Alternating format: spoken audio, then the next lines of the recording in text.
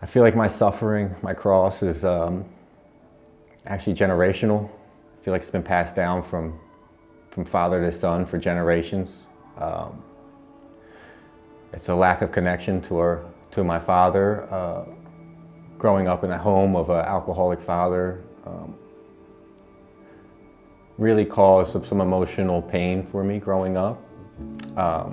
This disconnect from having someone to talk to growing up to bring my sadness, to bring my guilt, to bring my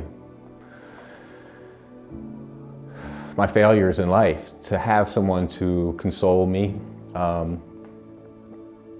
caused me to keep everything inward in my life, to hold on to a lot of emotions and to not feel safe, not having a safe place at home, not having a reference of a father figure in my life, caused me to not feel loved. I've spent most of my life of a feeling of being lesser, of not being loved, not being worthy, and that extended to my relationship with God. Went through most of my life not feeling that I was worthy of God's love, or that God would even notice me or had time for me, and the same way that the way I felt when my father never had time for me, that he was never there for me.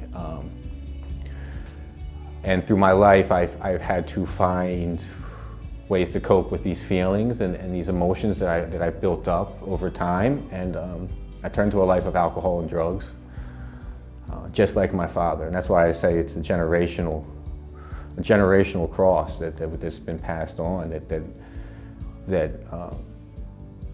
has not been changed or transformed from generation. It's just been it's been given to each child, and then this life of alcohol and drugs has taken me to a lot of scary places, a lot of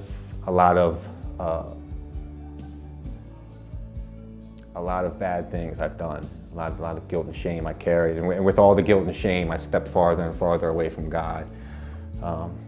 More and more fig leaves, I just hid that much more from God, and to the point where my life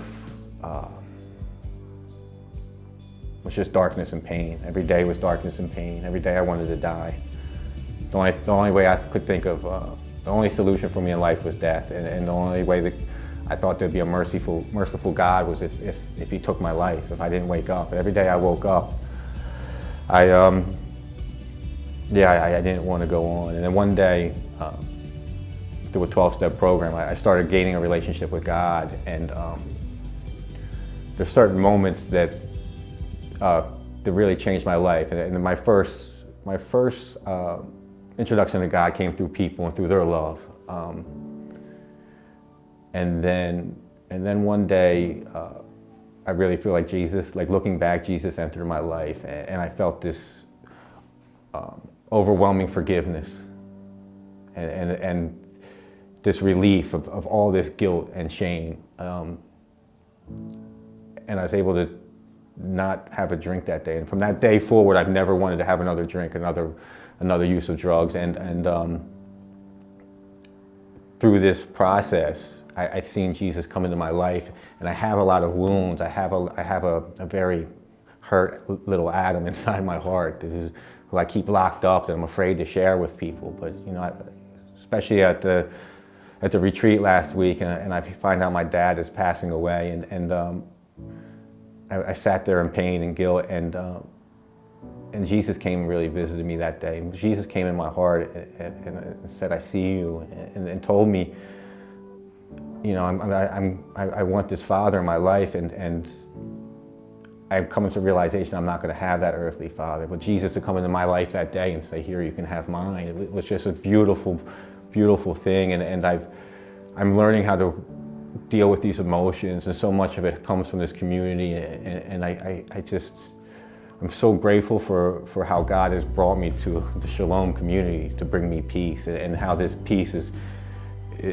coming in my life, and mostly how I'm having peace with God, and I'm having this relationship, and You know, the most beautiful thing that happens to me are certain days when I can sit in Mass and I can just sit there with God and I can sit with God. I don't ask God for anything. It's just, let me sit there in your love. Let me love you. And it's emotional. It's almost unbearable to feel this love. It's like it's something I can't control, but it's such a beautiful feeling. And it's really the greatest gift I've ever had is this love I have from God, and to be able to sit with Him, and